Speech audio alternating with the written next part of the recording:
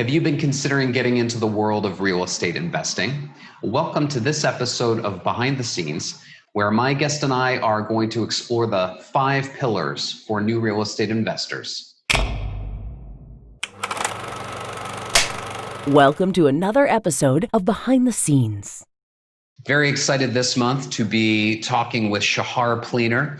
Shahar is a tax and accounting expert with over 15 years experience in the field.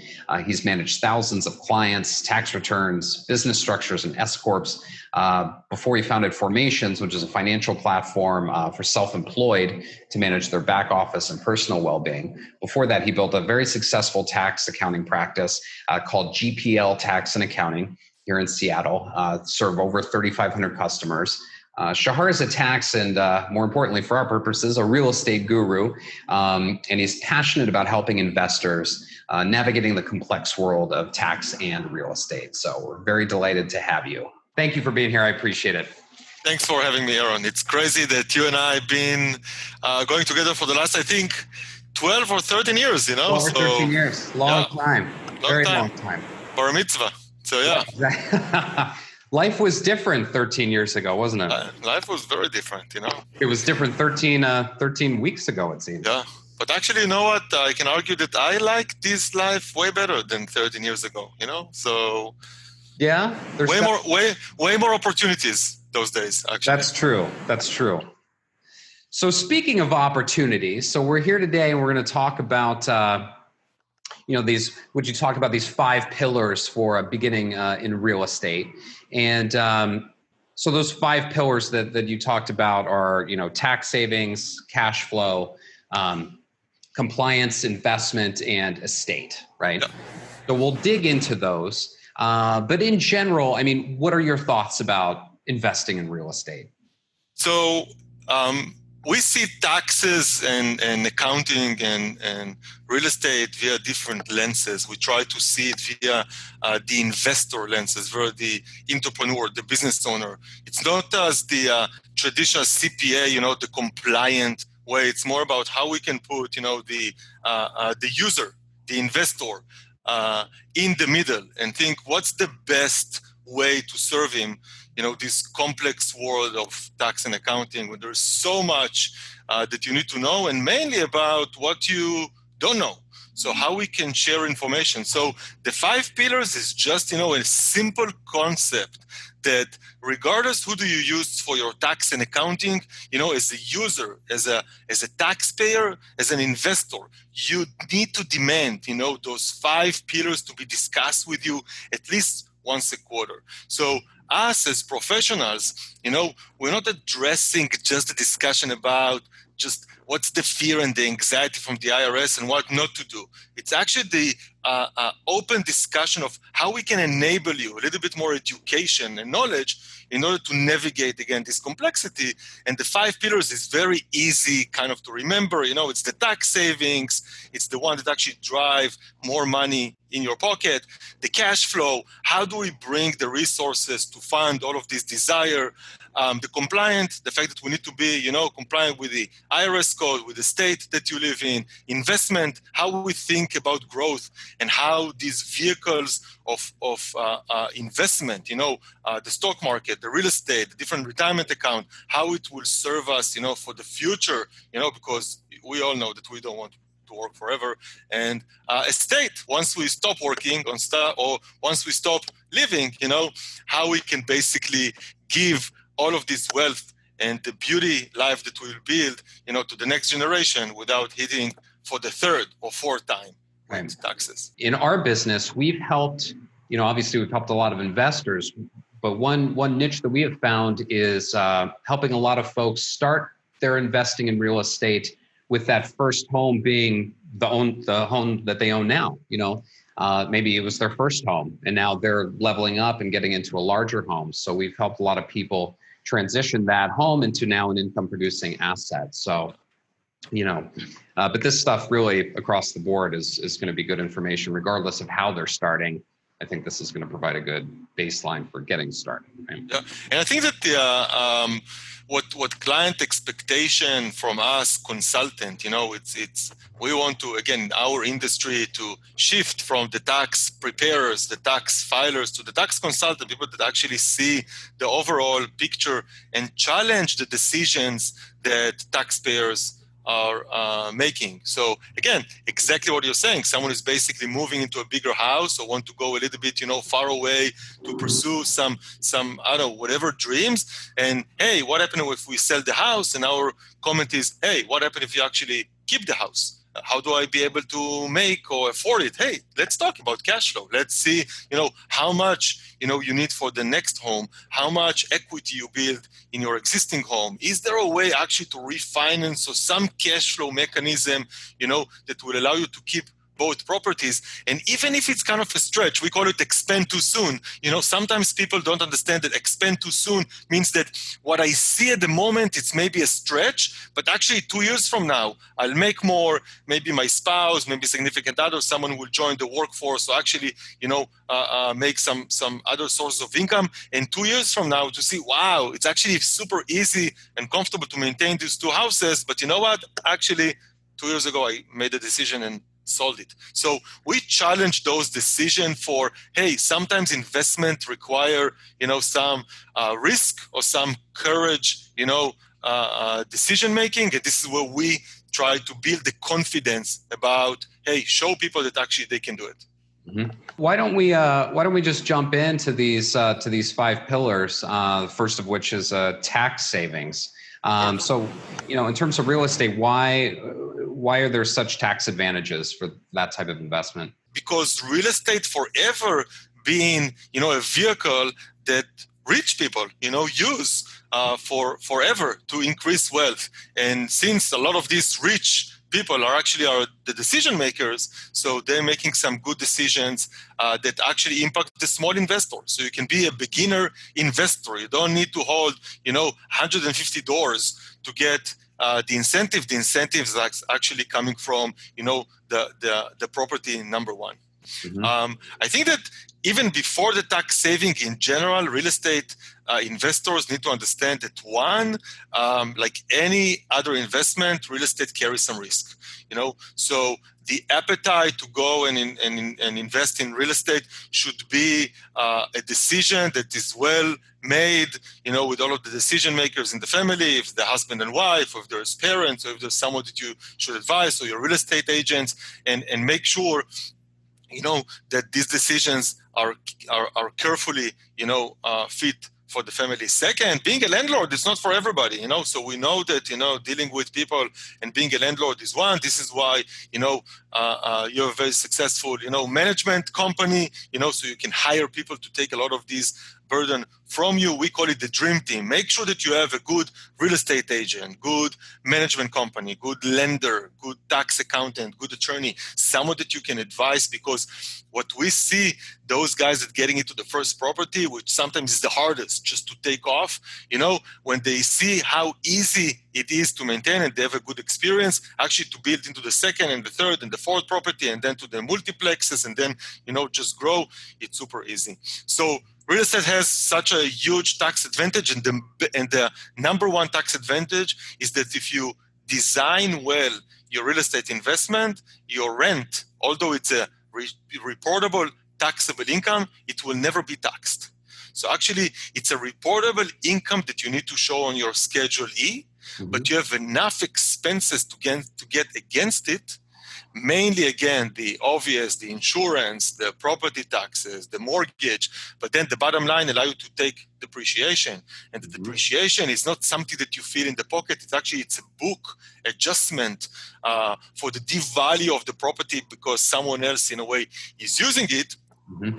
So usually the depreciation flip, the book to be a negative on tax reporting, which actually cause you not to pay taxes on the rent. So if someone, West Seattle or in the neighborhoods, in Capitol Hill, Queen Anne, a little bit north, can buy or even rent part of his home, get either a short-term rental or a long-term rental, $3,000-$4,000, a month today on some nice property, make $36,000, $45,000, $50,000 additional income into the family and pay zero tax because there is amazing write-offs. A lot of that is the depreciation. So what you're saying is you could own a rental property, you can collect all the income, and you can and you can cash flow every month.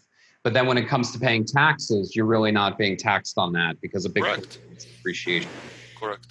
And then it's part of the decision what property actually you're buying. Are you buying a long-term property that is for the cash flow, which means I'm not looking for a immediate or higher appreciation.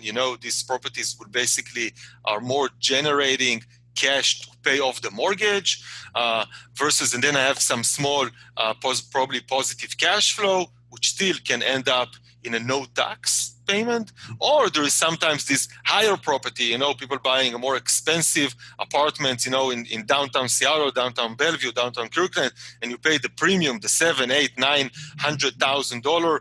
And again, in our ratio, in the 6-7 cap, and we'll speak a little bit more about the investment type shortly. Again, usually the cash flow is not adding up. You actually need to pay some money out of pocket, but then you build some assumption that the value of the property will appreciate over time, and then kind of build the wealth inside the value of the apartment.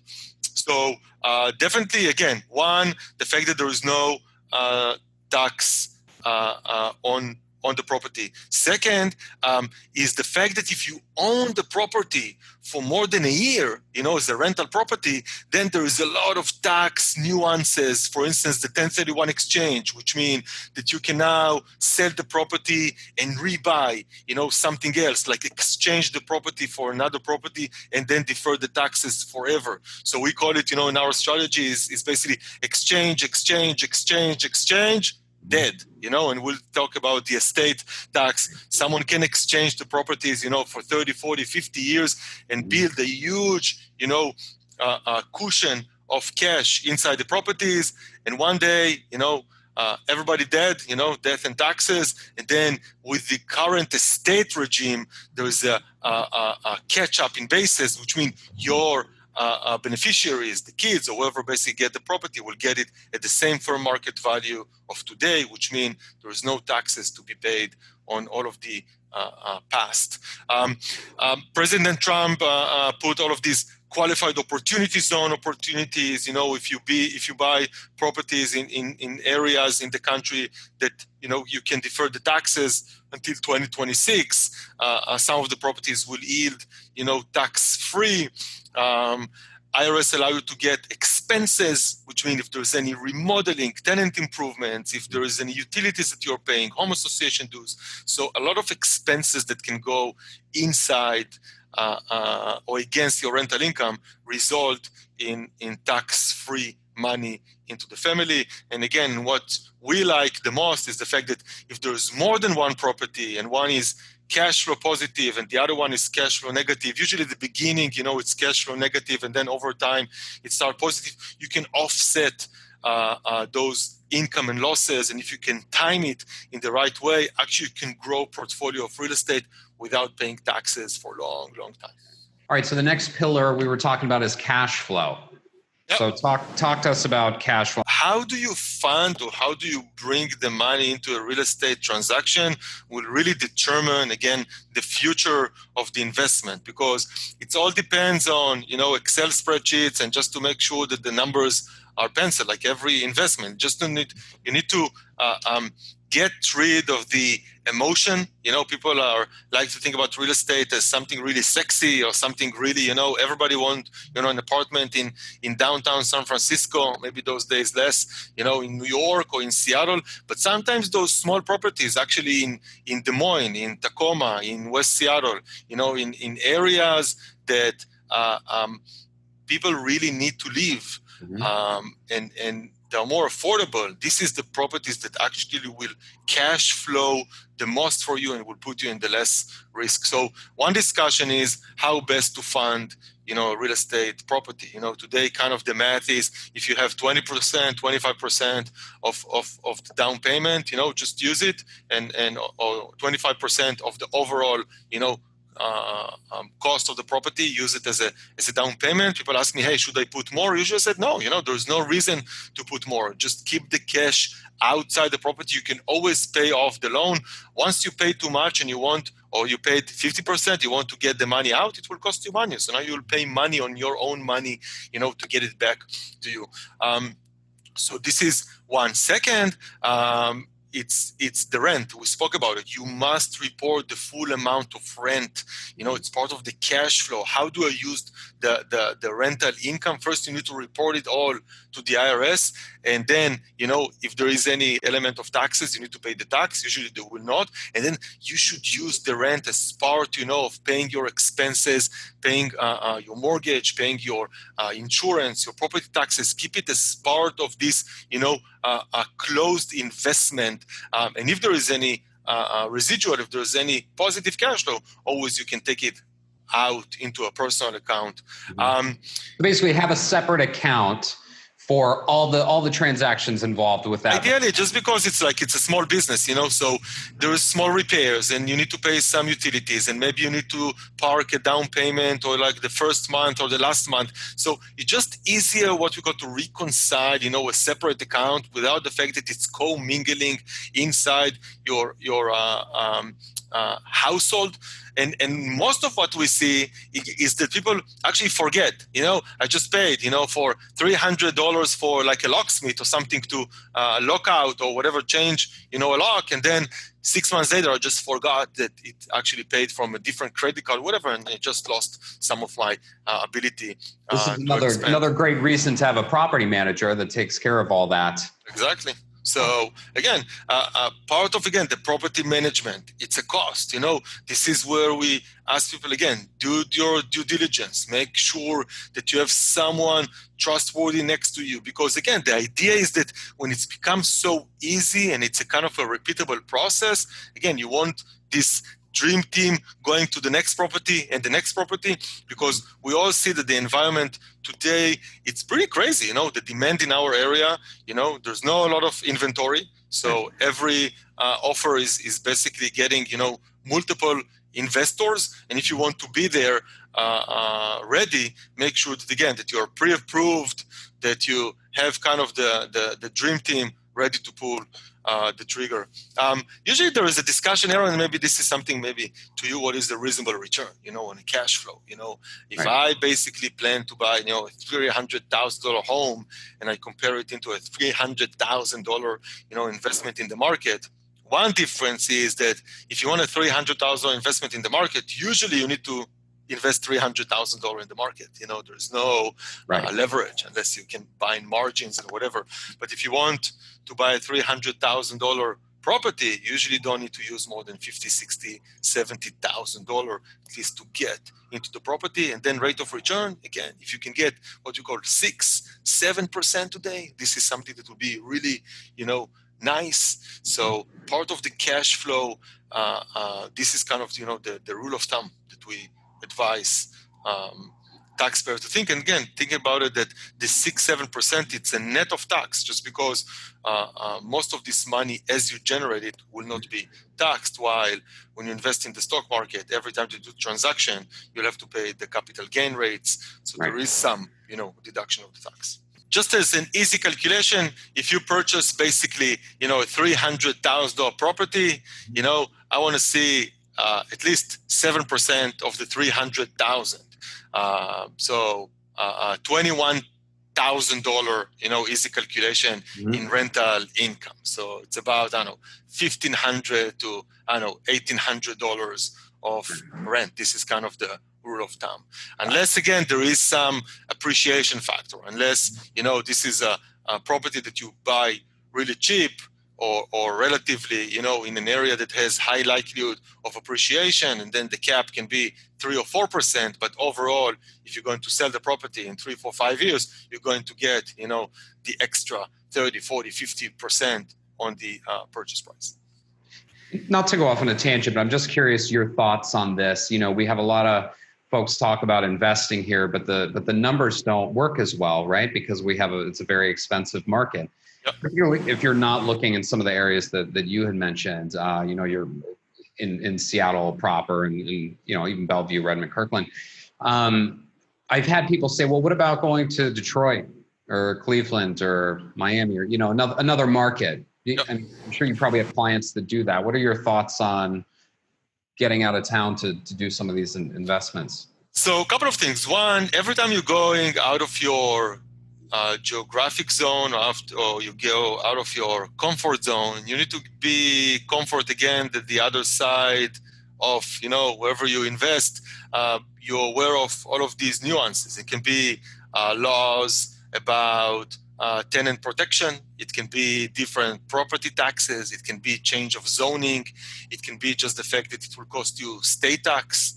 It's the fact that you need actually a remote team now to manage. So usually a mortgage broker in Washington won't be able to lend you, money in a property in Idaho or in Michigan, So same for real estate agents. Sometimes there is a different law. So every time clients are going out of state, the dream team is even more important. Just make sure that you trust people that give you good advice, but also that you are aware of all of these small nuances.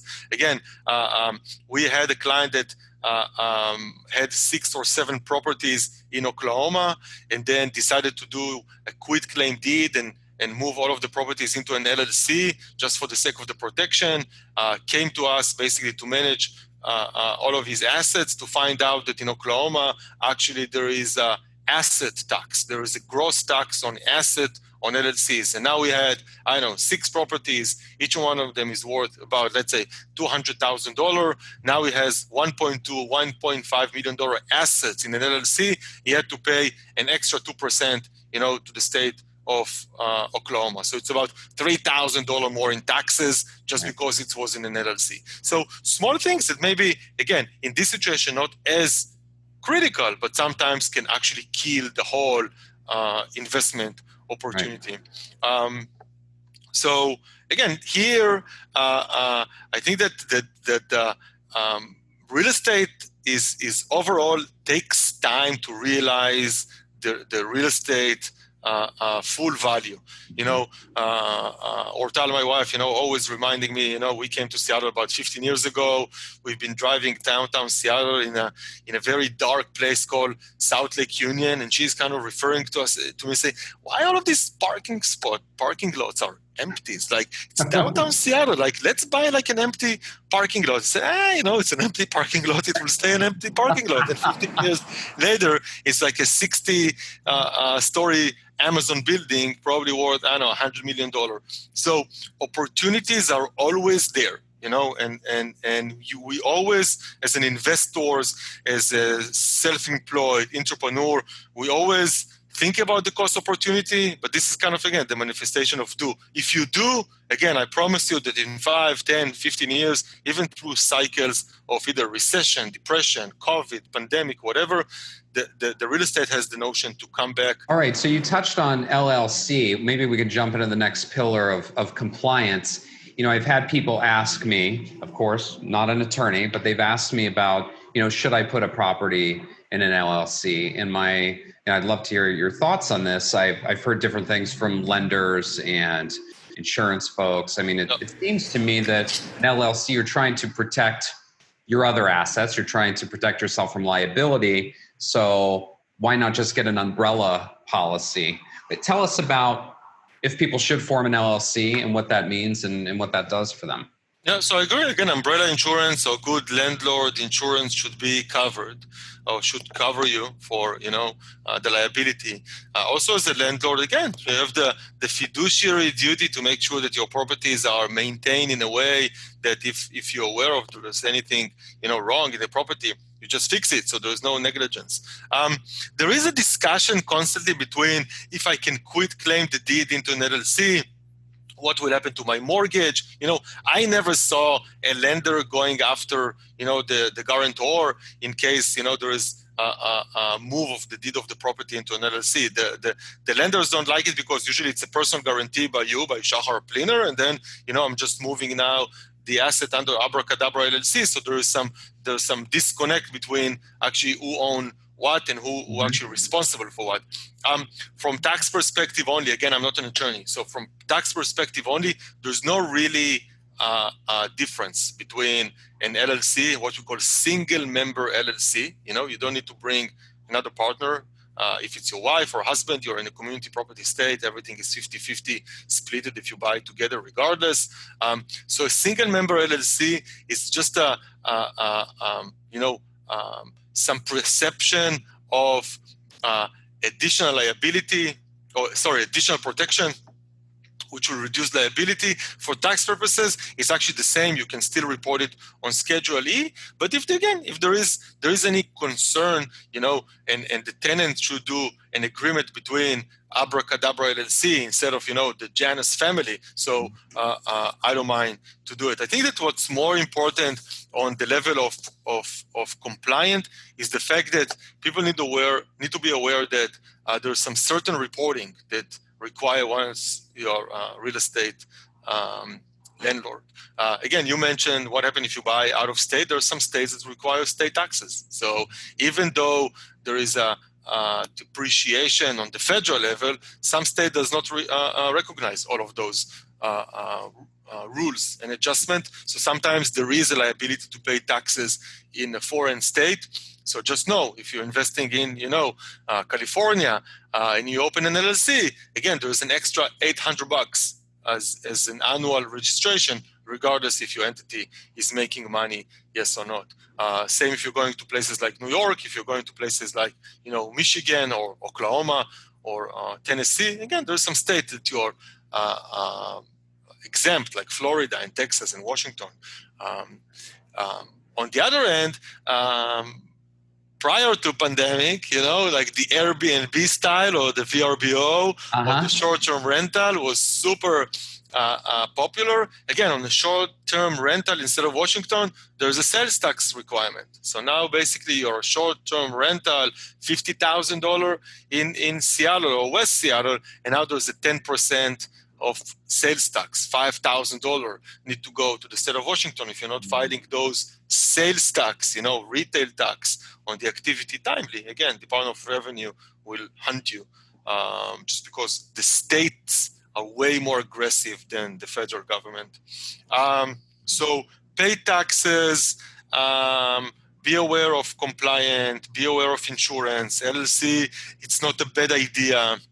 Just make sure that you're aware of the fact that you need to renew LLC's license. State of Washington is super cheap, $71.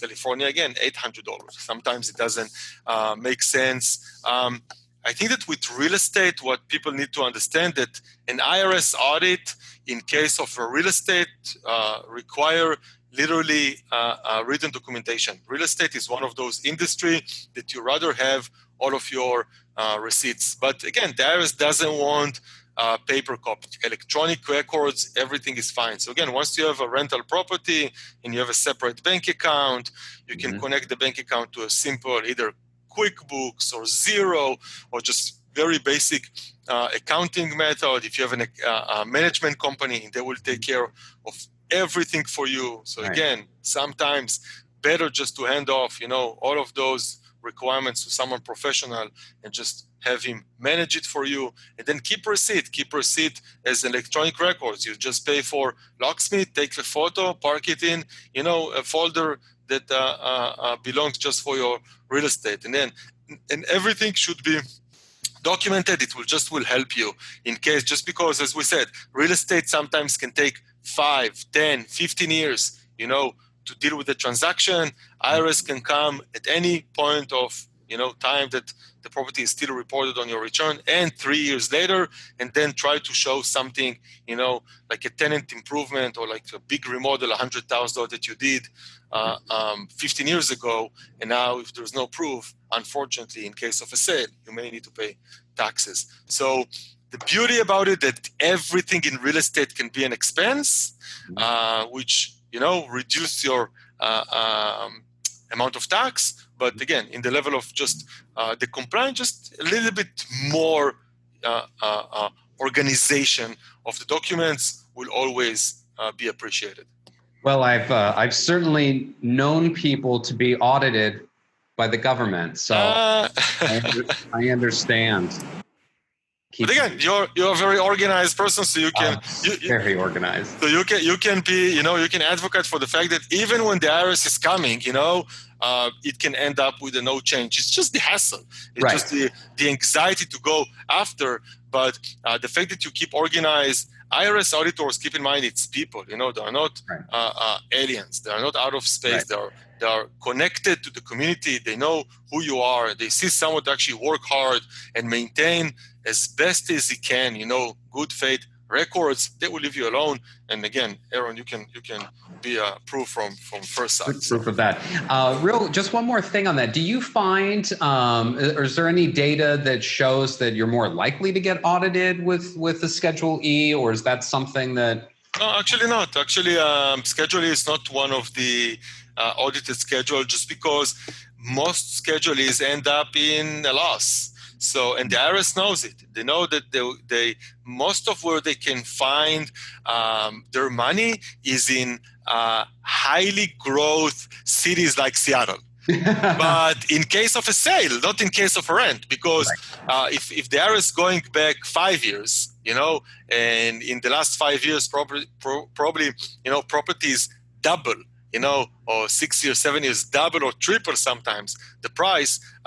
In the real estate that you hold for primary reasons, you have the $500,000 exclusion. So again, think about it. No house in Palo Alto, is selling for no tax. The $500,000 exclusion, it's usually done 20 years ago. A house in Palo Alto, I have friends purchased a house probably, 9 years ago for 1.4. This is a property of 3.8 now. Wow. So 1.4 with a decent remodel, $500,000, and then $500,000 of exclusion, you're at 2.4, at most 2.5. And then for the 3.8, there's still a delta of $1.3 million that you need to pay taxes. So the IRS knows that, highly appreciated city like Seattle, Bellevue, Kirkland, Redmond, when there's such a big boom in the last few years, when they see report of sale, this is where they can believe, by the way, maybe the $500,000 is not enough.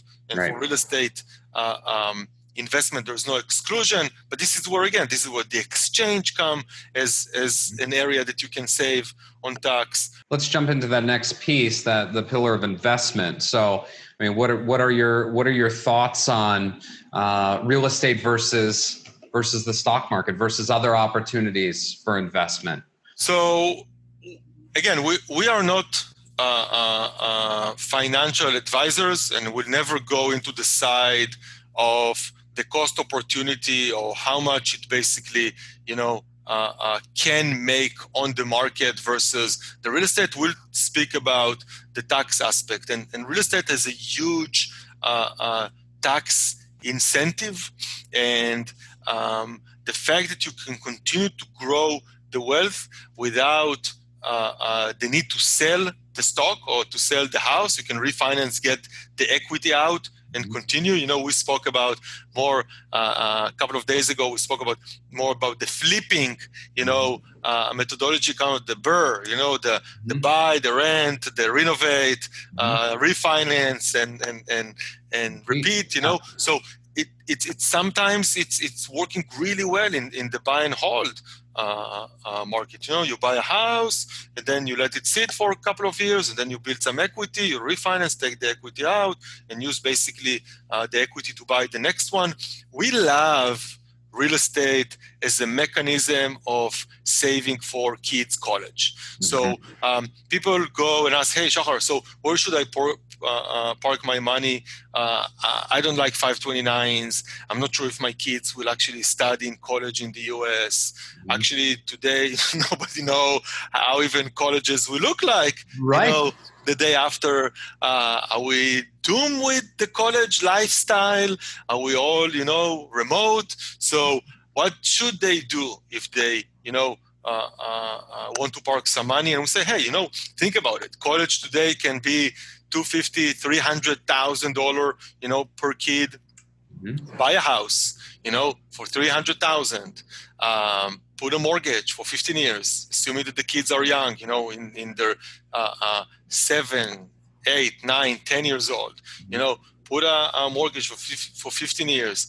Put a down payment, 20% on a $300,000 home. Put $60,000 down, and let the house basically work for the next 12 years, 13 years, and then kids come to college age, 16, 17, 18s, all of these running start people that start early, or basically late bloomers that start, 18, 19, 20. And now you have a $300,000 property, almost clear and free. You don't need to sell it in order to get to the cash. You just refinance, get the equity out, and basically pay for college. Investment can also be retirement. And real estate can be as a long-term asset. We see many people actually buying real estate from their self-directed IRA. So for many years, someone worked at Microsoft or at Amazon, decided to retire or basically just to move on.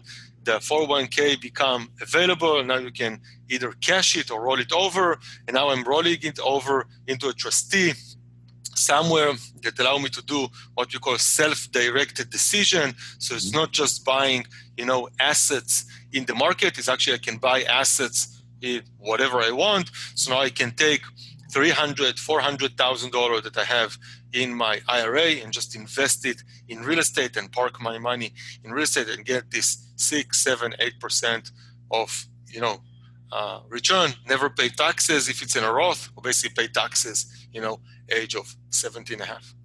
Question on that. Can you borrow and do that, or do you have to use the cash? Like, can you use part of that as like a down payment, or it has to be there can be a mortgage? So it's a good question. It's the IRA portion that you're going to invest will be tax-free or tax-deferred. Every time that you'll borrow money from the external, this will be taxable. So let's say I used on a $200,000 property, I used $100,000 cash and $100,000 from my IRA. Every transaction that I will do inside my property will be half deferred, half taxable. There's something. It's concepts that probably are not the first to go to. Sometimes it's easier just to as an employee of Microsoft, just to ping your 401k, and just because the interest rates are so low, just borrow against the 401k, take actually money and use it as a down payment. Again, part of the cash flow discussion a couple of items before, know your resources. If it's a saving, checking, if I need to sell stock, which usually we're not recommending, can I borrow again line of credit? Can I borrow against other property? Can I borrow against my 401k? Maybe it's an inheritance or gift from my parents. So again, there is a lot of discussion about how to fund it and what kind of, the investment is doing. But in general, again, long-term capital gain rates at the moment, 20%, again, really cheap rate in a way to invest and to execute. All right, so we've amassed all of this real estate. We got our dream team together. We have a great portfolio, making money, saving money. We're going to die. Talk to us about estate plans and what this means.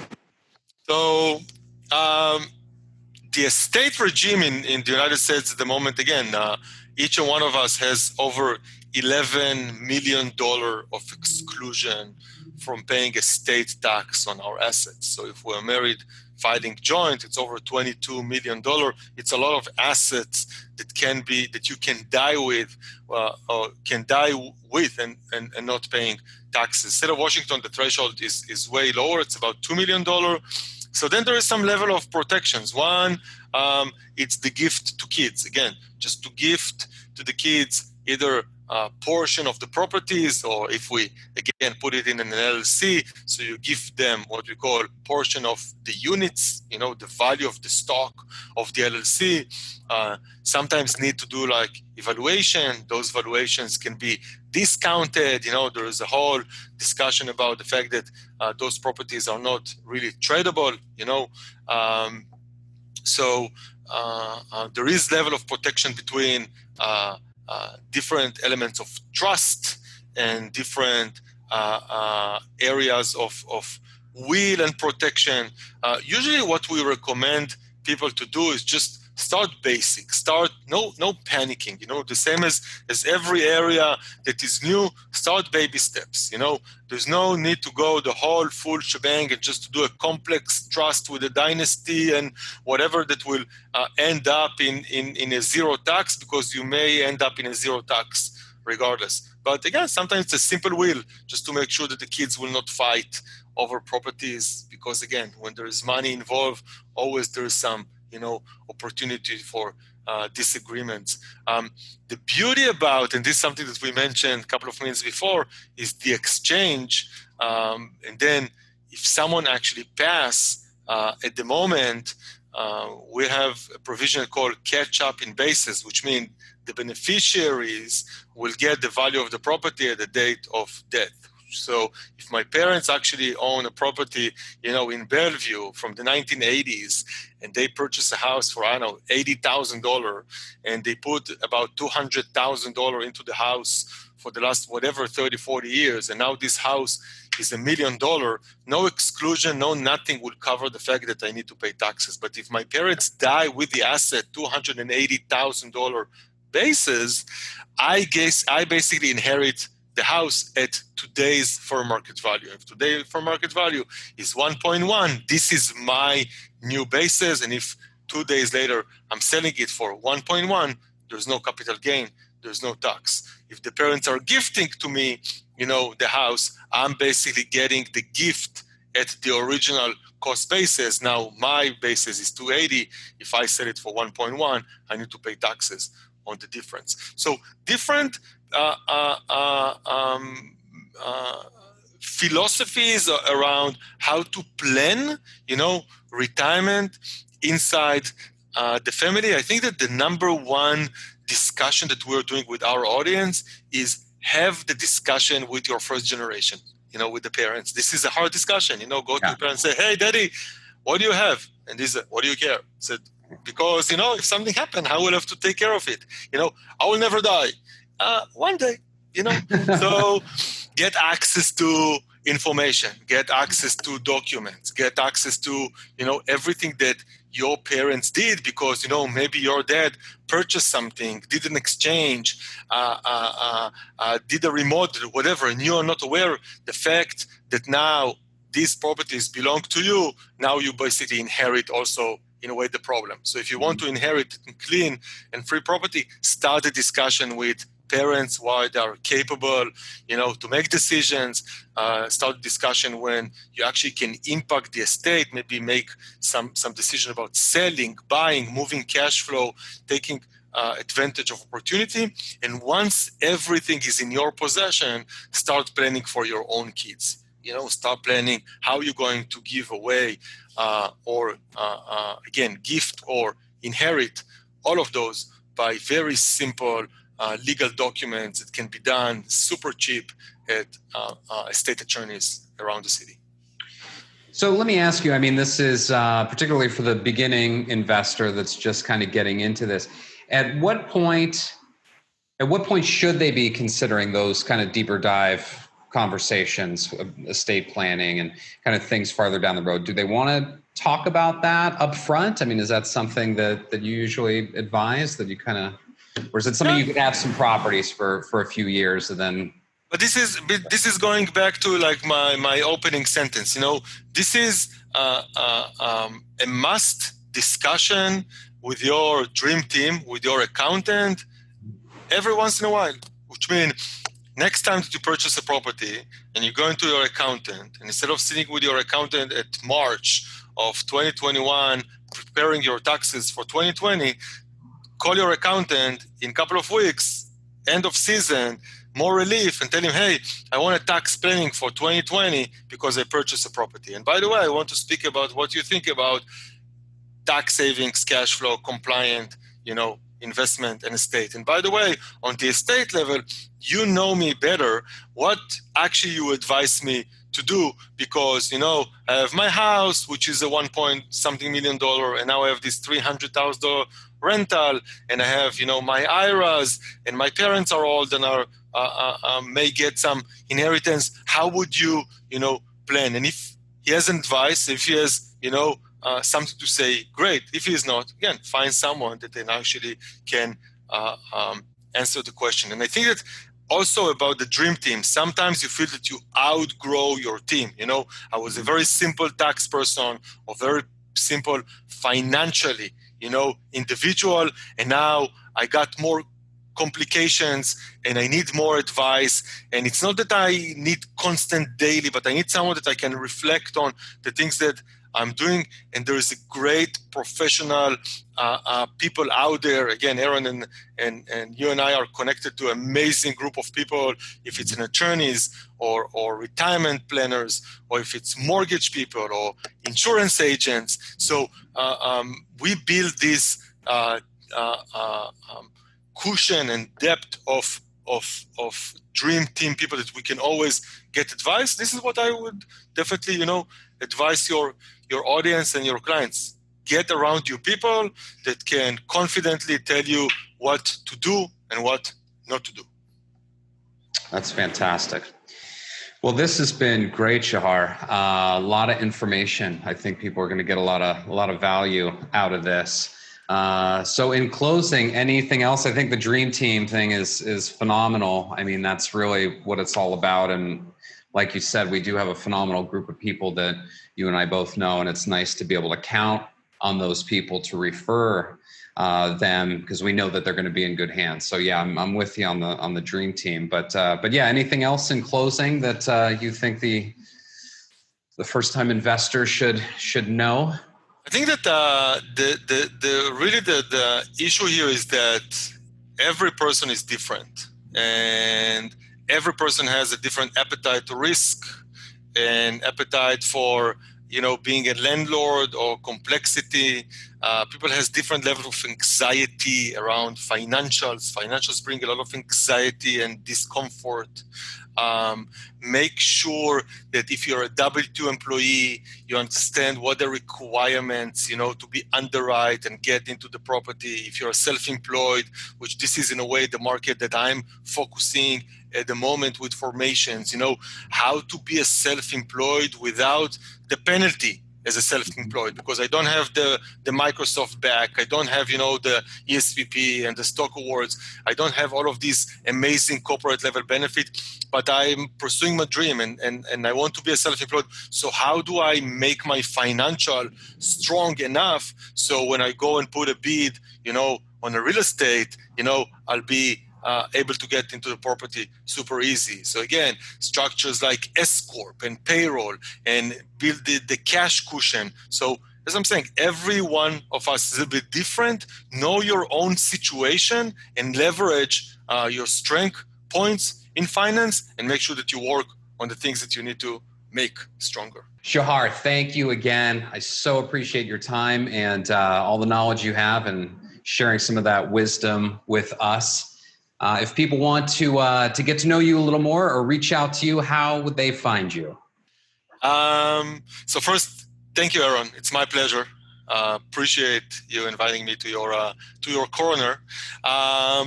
I'm probably the only Shahar Plinner in the US. So just Google my name or just in LinkedIn. In general, you can just contact me through my Shahar at GPLaccounting.com. Happy to give a second advice, happy to review your taxes, happy just to share with you some content. It's really, really important for us, the level of education and the level of support and just giving back, to the investor community. We are in pretty challenging time. It's I think it's just the beginning of something that no one is kind of aware what's really coming in front of us. So any support and any information that we can provide, to move the economy, it's highly appreciated. So reach out. I'm happy to support. The GPL team is here in Seattle and or in Kirkland. Well, I'll tell you what, especially in an uncertain time like this, it really pays to know people like you and to have professionals around to help navigate a lot of this uncertainty. So I just can't thank you enough. So thank you. And until next time. Yep. Pleasure is mine. Appreciate it. Thank you so much, Aaron. Take care. Thank you for joining us on another episode of Behind the Scenes. As always, we'd love to hear your feedback. We're striving to provide value for you. So let us know how we're doing.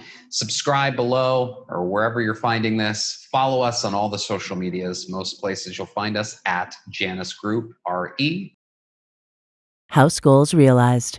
Janus Group at Remax Integrity. It's a tooth.